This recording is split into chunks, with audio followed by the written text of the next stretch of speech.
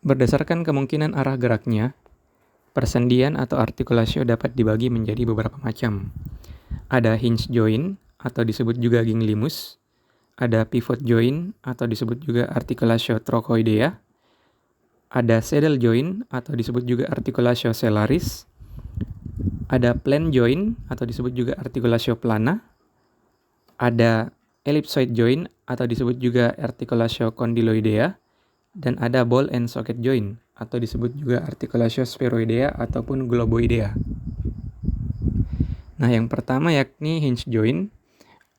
Dalam bahasa Indonesia biasanya disebut sendi engsel. Pada persendian ini, permukaan konveks dari tulang yang satu bertemu dengan permukaan konkav tulang yang lainnya, sehingga memungkinkan gerakan terjadi dalam satu aksis, yaitu fleksi dan ekstensi. Contohnya pada artikulasio cubiti dan artikulasio genu. Kemudian pivot joint. Dalam bahasa Indonesia biasa juga kita sebut sendi poros. Nah, pada persendian ini permukaan silindris tulang yang satu berputar di dalam cincin yang dibentuk oleh tulang lainnya. Pivot joint memungkinkan gerakan di sekeliling dari sumbu geraknya. Contohnya artikulasio radioulnaris proximal dan artikulasio atlantoaxialis. Kemudian saddle joint atau disebut juga sendi pelana. Pada persendian ini, permukaan tulang yang bersendi keduanya memiliki permukaan konkav dan konveks dan memungkinkan gerakan di sekeliling dua sumbu. Nah, contoh dari sendi pelana ini atau saddle joint ini yakni artikulasio carpo-metacarpal pollicis, di mana persendian tersebut memungkinkan gerakan fleksi, ekstensi, abduksi, dan adduksi. Kemudian plane joint atau di bahasa Indonesia bisa juga kita sebut sendi luncur. Nah, pada persendian ini permukaan tulang yang saling bersendi agak rata atau sedikit berlekuk dan memungkinkan sedikit gerakan. Contohnya artikulasio intervertebralis, kemudian artikulasio sacroiliaca. Kemudian ada ball and socket joint atau sendi peluru. Pada persendian ini permukaan tulang yang membulat bertemu dengan permukaan cekung tulang yang lainnya. Nah, sehingga memungkinkan gerakan pada banyak sumbu atau pada banyak arah. Nah, contohnya artikulasio humeri atau sendi bahu dan juga artikulasio coccyx. Kemudian yang terakhir yakni condyloid joint atau ellipsoid joint. Di bahasa Indonesia biasa juga kita sebut sendi telur. Pada persendian ini permukaan berbentuk elips bertemu dengan cekungan berbentuk elips. Nah, sehingga memungkinkan gerakan bersumbu banyak pada berbagai bidang, tapi tidak memungkinkan rotasi.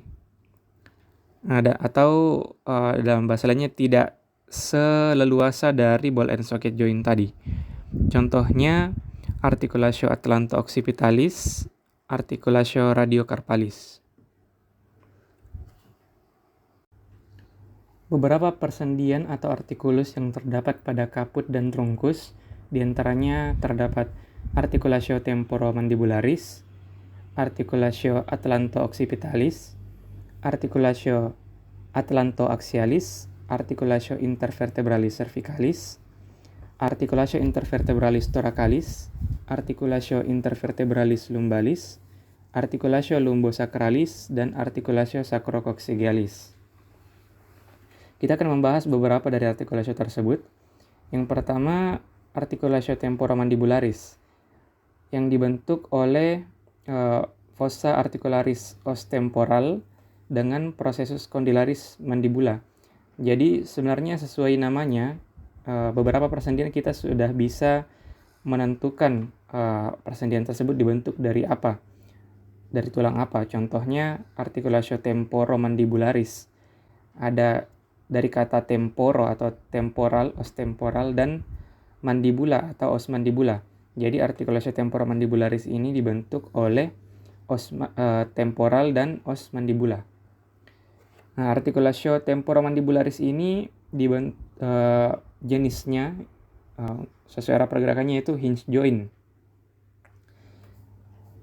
Dia memungkinkan gerakan depresi mandibula, yaitu membuka mulut, kemudian elevasi mandibula atau menutup mulut.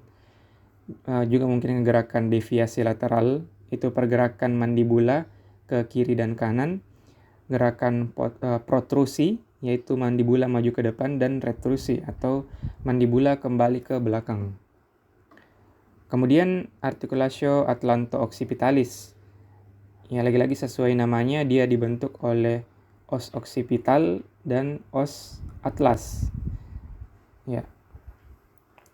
Nah, jenis dari persendian ini yaitu condylaris atau condyloid, di mana dia memungkinkan gerakan fleksi, ekstensi, dan laterofleksi. Kemudian artikulasio atlanto-axialis. Nah, sebenarnya artikulasio atlanto-axialis ini terdiri dari artikulasio atlanto-axialis medialis yang merupakan pivot joint, dan juga artikulasio atlanto-axialis lateralis yang merupakan planar joint atau plan joint. Nah, sesuai namanya tadi, dia dibentuk oleh atlas dan aksis. Jadi di medial dia dibentuk oleh facies interna arcus anterior atlas dengan dens axis. Sedangkan di lateral dia dibentuk oleh facies articularis inferior atlas dengan facies articularis superior axis.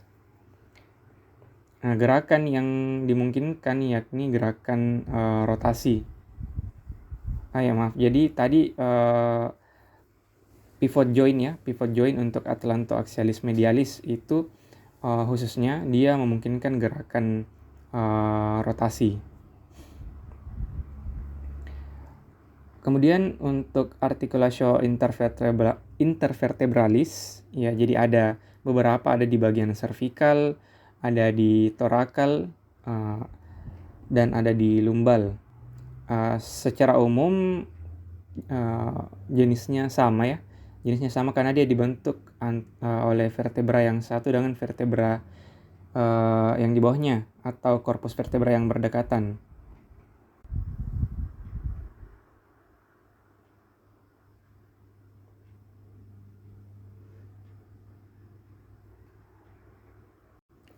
Berikutnya, ya, di slide ini kita masih membahas artikulus pada kaput dan trunkus, tepatnya di bagian dada dan panggul.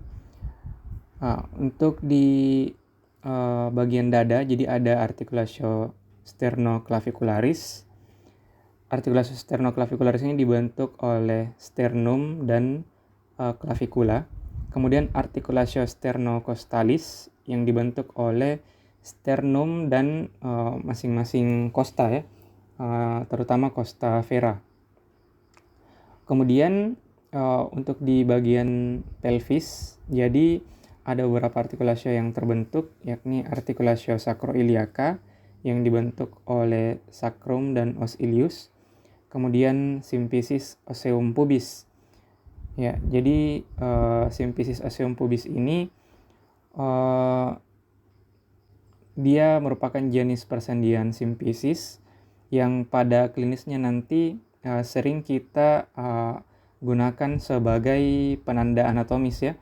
Misalnya pada pemeriksaan radiologi, ya, seringkali misalnya ketika dilakukan foto radiologi abdomen, itu seringkali symphysis osseum pubis ini kita jadikan sebagai patokan kelayakan foto, di mana foto tersebut harus mencakup gambarnya harus mencakup diafragma sampai symphysis osseum pubis. Berikutnya artikulus atau persendian pada ekstremitas superior. Jadi ada beberapa persendian pada ekstremitas superior, diantaranya ada artikulasio acromioclavicularis, artikulasio coracoacromialis, artikulasio humeri, artikulasio cubiti, artikulasio radioulnaris proximal, artikulasio radioulnaris medialis, artikulasio radioulnaris distalis, articulatio radiocarpalis, articulatio intercarpalis, articulatio carpometacarpalis, articulatio metacarpophalangealis, articulatio interphalangealis proximalis, dan articulatio interphalangealis distalis. Jadi kita akan membahas beberapa. Yang pertama, articulatio humeri, yang umumnya kita sebut juga sebagai shoulder joint. Nah, pada articulatio humeri ini jenisnya ball and socket. Dia dibentuk oleh fossa glenoidalis, os scapula, dan caput humeri. Sebagaimana tadi jenisnya ball and socket, maka dia memungkinkan banyak gerakan ya. Dia memungkinkan gerakan ke segala arah, termasuk fleksi, ekstensi, abduksi, adduksi, dan rotasi. Ya, baik itu rotasi lateral ataupun rotasi medial. Kemudian articulatio cubiti. Jadi untuk articulatio cubiti ini sebenarnya terdiri dari beberapa sendi, terdiri atas beberapa articulatio lagi, seperti articulatio humero-radialis, articulatio humero-ulnaris, articulatio radio-ulnaris proximalis. Nah, untuk articulatio humero-radialis dan humero-ulnaris sendiri merupakan hinge joint. Sedangkan untuk articulatio radio-ulnaris proximalis itu merupakan pivot joint. Ya, jadi untuk articulatio humero-radialis tadi, dia dibentuk oleh capitulum humeri dengan caput radii atau fovea articularis radii. Sedangkan untuk articulatio humero-ulnaris, dia dibentuk oleh trochlea humeri dengan incisura semilunaris atau incisura trochlearis ulna. Sedangkan articulatio radio-ulnaris proximalis dibentuk oleh caput radii dengan incisura radialis ulna. Kemudian articulatio radiocarpalia. Jadi sesuai namanya dia dibentuk oleh os radius, tepatnya pada facies articularis carpi os radius dengan beberapa tulang karpal, yakni os scaphoideum, os lunatum, dan os triquetrum. Jadi jenisnya dia merupakan condyloid joint, memungkinkan gerakan fleksi, ekstensi, kemudian deviasi lateral, dan deviasi medial. Berikutnya articulatio carpometacarpalis. Jadi dibentuk oleh os carpal, utamanya os carpal baris distal, diantaranya os trapezium, os trapezoideum, os capitatum, dan os hamatum, yang berhubungan dengan os metacarpal, ya bagian proksimalnya, bagian proksimal os metacarpalia. Nah, articulatio carpometacarpalis 1 merupakan saddle joint, sedangkan articulatio carpometacarpalis 2 sampai 5 merupakan planar joint.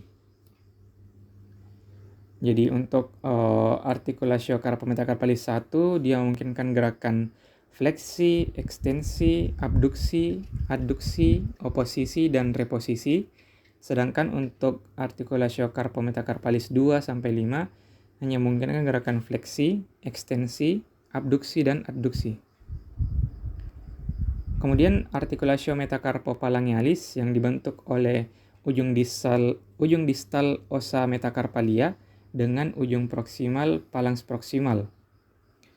Jenisnya merupakan condyloid joint, memungkinkan gerakan fleksi, ekstensi, abduksi, dan adduksi.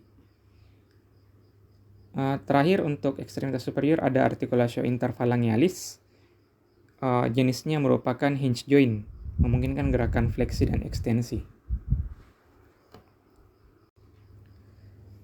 Berikutnya kita akan bahas mengenai artikulus pada ekstremitas inferior. Jadi ada beberapa persendian, diantaranya articulatio coxae, articulatio genu, articulatio tibiofibularis proximalis, articulatio tibiofibularis medialis, articulatio tibiofibularis distalis, articulatio talocruralis, articulatio talocalcanea, articulatio tarsometatarsaalis, articulatio metatarsopalangealis, articulatio interphalangealis proximalis, dan articulatio interphalangealis distalis. Yang pertama articulatio coxae, ya, dibentuk oleh acetabulum dan caput femoris. Ya, jadi biasa juga kita sebut sebagai hip joint, ya. Jenisnya merupakan ball and socket joint. Jadi dia memungkinkan gerakan ke banyak arah ya, karena dia ball and socket joint. Jadi dia bisa fleksi, bisa ekstensi, abduksi, adduksi, bisa juga eksternal rotasi, internal rotasi, dan sirkumduksi. Nah, nantinya ada beberapa struktur yang menjaga stabilitas dari articulatio coxae ini akan kita bahas di slide-slide berikutnya. Berikutnya ada articulatio genu. Ya, articulatio genu ini sebenarnya ada articulatio tibiofemoralis yang dibentuk oleh condylus medialis dan lateralis dari os tibia dengan condylus medialis dan lateralis dari os femur. Dan juga ada articulatio patellofemoralis yang dibentuk oleh os patella dan os femur. Nah, jenisnya hinge joint. Ya, jadi articulatio genu atau knee joint, ya ini jenisnya merupakan hinge joint, memungkinkan gerakan fleksi dan ekstensi. Berikutnya articulatio talocruralis. Jadi articulatio talocruralis ini dibentuk oleh os talus, ya, os talus dengan facies articularis malleoli fibularis dan juga facies articularis malleoli tibialis. Jadi namanya talocruralis ini, talo itu dari os talus, sedangkan cruralis itu dari cruris. Ya, cruris ini ya bagian ini ya, bagian kaki bagian bawah ya, termasuk fibula dan tibia. Nah, jenisnya merupakan hinge joint. Dia memungkinkan gerakan dorsofleksi, plantar fleksi, eversi, dan inversi. Ya, jadi kita akan membahas lagi secara lebih detail mengenai beberapa articulatio yang penting. Ya, karena di beberapa articulatio ini terdapat struktur-struktur penunjang atau struktur pendukungnya yang menjaga stabilitasnya, yaitu ligamen. Ya, contohnya di sini pada articulatio humeri. Jadi bisa dilihat pada gambar, bagian yang saya highlight itu merupakan struktur yang ya bisa kita katakan penting. Nah, jadi di sini ada ligamentum coracoacromial, ligamentum coracohumeral, dan ligamentum coracoclavicular. Jadi struktur-struktur tersebut, ya, ligamen-ligamen tersebut yang menjaga stabilitas dari persendian ya, yang menjaga stabilitas dari articulatio. Ya, sekaligus juga membantu pergerakan dari persendian tersebut. Jadi tadi articulatio humeri ini merupakan ball and socket joint. Ya, yang mana tipe ball and socket joint ini mempunyai gerakan yang sangat luas. Jadi dia dibentuk oleh caput humeri, ya, caput humeri untuk dari os humerusnya, sedangkan pada os scapulanya yaitu cavitas glenoidalis. Ya, jadi bisa dilihat pada gambar. Ya,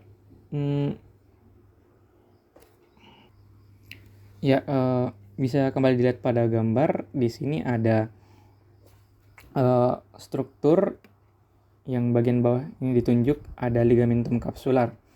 Jadi ligamentum capsular ini ya sebenarnya dibentuk oleh capsula articularis ya, capsula articularis. Di mana capsula articularis ini melekat pada tepi labrum glenoidal. Jadi labrum glenoidal ini merupakan suatu fibrokartilago yang berbentuk cincin yang meliputi dari persendian articulatio humeri ini. Nah, kemudian kapsula articularis ini di bagian anteriornya akan menebal dan membentuklah ini yang disebut ligamentum capsular. Nah, sebenarnya ligamentum capsular ini biasa juga kita sebut ligamentum glenohumeral, ya, yang terbagi menjadi ligamentum glenohumeral superior, ligamentum glenohumeral medius dan ligamentum glenohumeral inferior atau inferius. Nah, berikutnya ada ligamentum coracoacromial, yang mana sesuai namanya, ya, dia dibentuk oleh berjalan dari processus coracoideus ya ke acromion. Berikutnya ada ligamentum coracohumeral. Jadi dia berjalan ke arah lateral dari processus coracoideus, kemudian nanti mengadakan perlekatan di os humerus pada tuberculum maius dan tuberculum minus. Jadi ligamentum ini berfungsi untuk menghalangi gerakan rotasi lateral dan adduksi. Kemudian ada juga ligamentum coracoclavicular. Jadi dia sebenarnya terbagi menjadi ligamentum trapezoideum dan juga ligamentum coronoideum. Jadi ligamentum coracoclavicular ini dari processus coracoideus ke clavicula.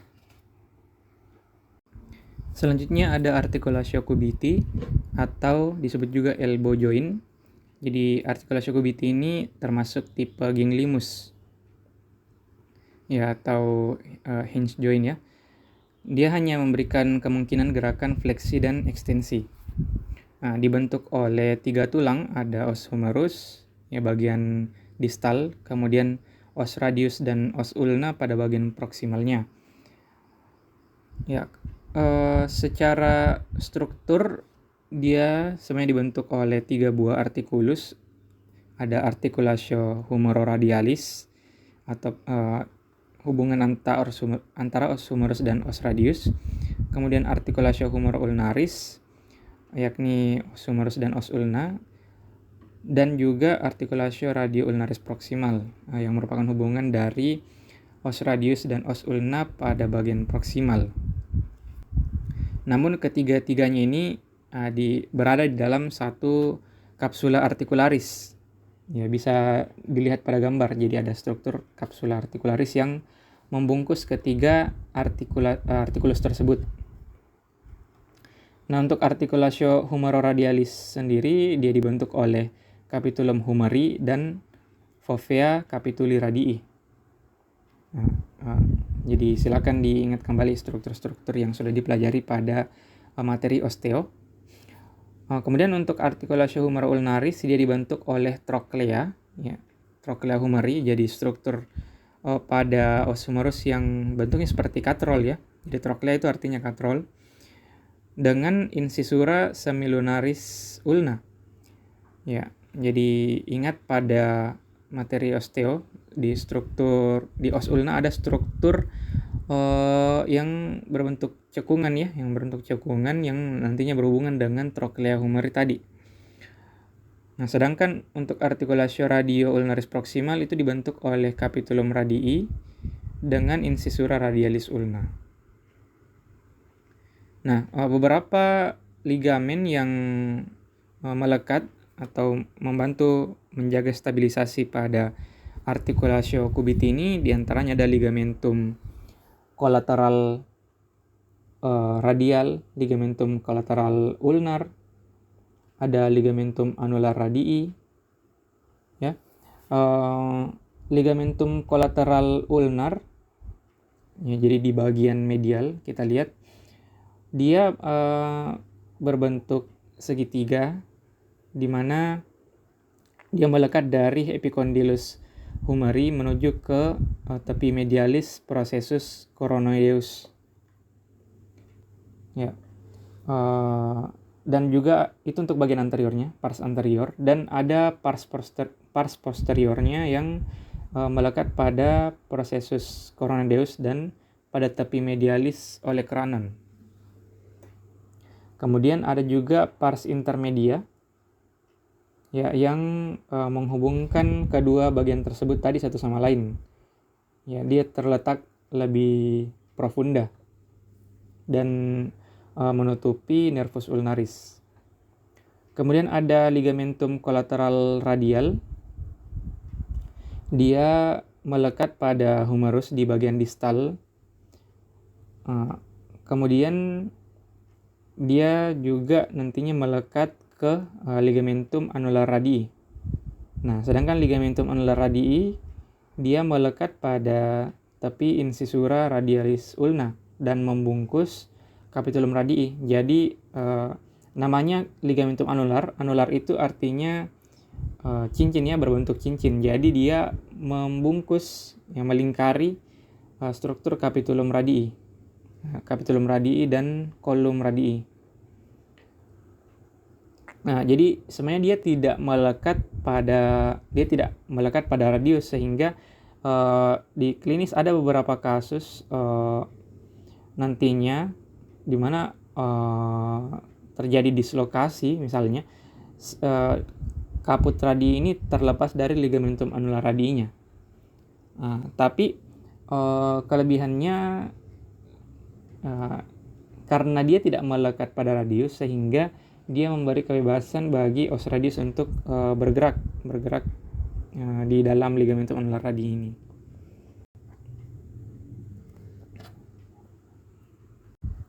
Selanjutnya ada articulatio coxae atau hip joint.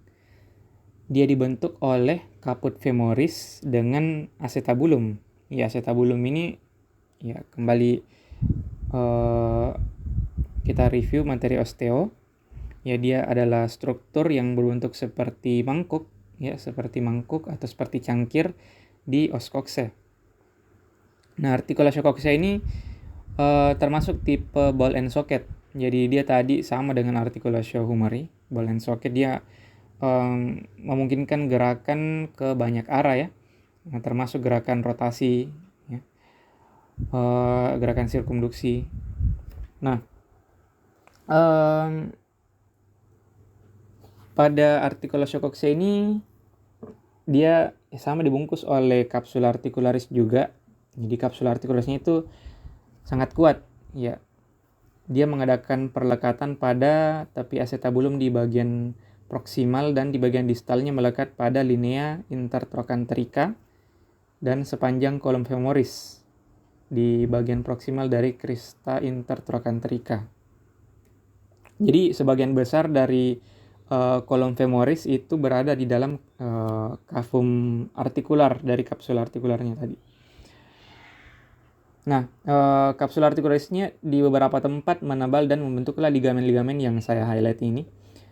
Ada ligamentum iliofemoral, ligamentum ischiofemoral, dan ligamentum pubofemoral. Nah, ligamentum iliofemoral sesuai namanya, jadi dia melekat pada os ilius dan os femur. Jadi di bagian kranialnya dia melekat pada os ilius, tepatnya pada CI ya, spina iliaca anterior inferior, dan di tepi acetabulum. Sedangkan di bagian kaudalnya dia melekat pada linea intertrochanterica pada os femur. Kemudian ligamentum pubofemoral, jadi sesuai namanya juga, dia dari os pubis ke os femur. Nah, di bagian os pubis ya dia melekat pada tepi acetabulum dan pada ramus superior os pubis. Ya, kemudian melekat di permukaan inferior dari kolom femoris, ya, di bagian kranial dari trochanter minor. Selanjutnya untuk ligamentum ischiofemoral, ya sebenarnya dia adalah ligamentum yang bisa dibilang paling lemah dibandingkan dengan kedua ligamentum yang tadi. Dia melekat pada tepi posterior inferior dari acetabulum, kemudian berjalan ke lateral, melingkar ke cranialis, dan nanti melingkari kolom femoris. Ya. Selanjutnya ada di sini yang gambar sebelah kanan. Di sini ada yang saya highlight ya, pada fovea capitis femoris ya terdapat ligamentum teres femoris atau ligamentum capitis femoris ya. Yang ke arah distal dia melekat pada ligamentum acetabuli.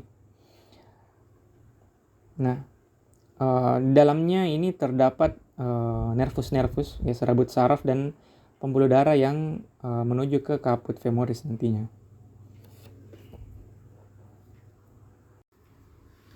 Selanjutnya ada articulatio genu atau knee joint.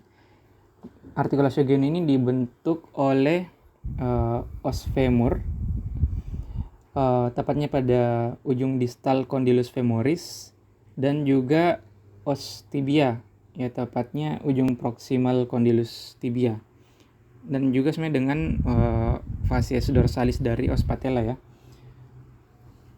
Nah, ada beberapa ligamen yang bisa kita highlight di sini.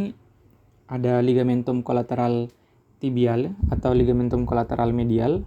Ini di sebelah medial. Nah, bentuknya datar dan berada pada bagian medial. Di bagian cranialis, ligamentum ini melekat pada epicondylus medialis femoris, dan di sebelah caudalis dia berbentuk lebar dan melekat pada condylus medialis tibia dan juga pada bagian cranialis dari corpus tibia. Kemudian ada ligamentum collateral fibular atau ligamentum collateral lateral ya, karena letaknya di sebelah lateral ya. Dia berbentuk bulat tali dan meluas dari epicondylus lateralis femoris menuju sisi lateral dari capitulum fibula. Selanjutnya kita lihat di tengah-tengah ini ada ligamen yang bentuknya saling menyilang ya. Ada ligamentum cruciatum ya, merupakan sepasang ligamentum yang sangat kuat. Jadi dia melekat pada tibia dan fibula. Ligamen ini ada ligamentum cruciatum anterius dan ligamentum cruciatum posterius. Yang anterius dan posteriusnya itu diberikan nama tersebut sesuai dengan tempat origonya pada tibia. Jadi contohnya ligamentum cruciatum anterius ini di tibia dia melekat di sebelah ventral eminentia intercondyloidea. Ya, makanya dia diberi nama ligamentum cruciatum anterius. Sedangkan ligamentum cruciatum posterius dia mengadakan perlekatan pada tepi posterior di ujung permukaan ujung proksimal tibia. Nah, di klinis ini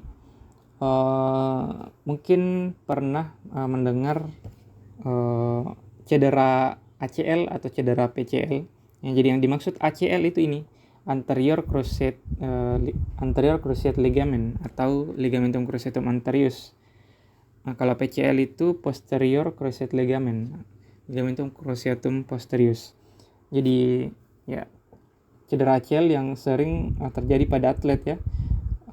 Paling sering itu didengar cedera pada atlet bulu tangkis, atlet badminton. Jadi ini implementasi klinisnya dipelajari ligamen-ligamen ini ya, karena ligamen ini salah satu struktur yang kadang cedera utamanya pada atlet.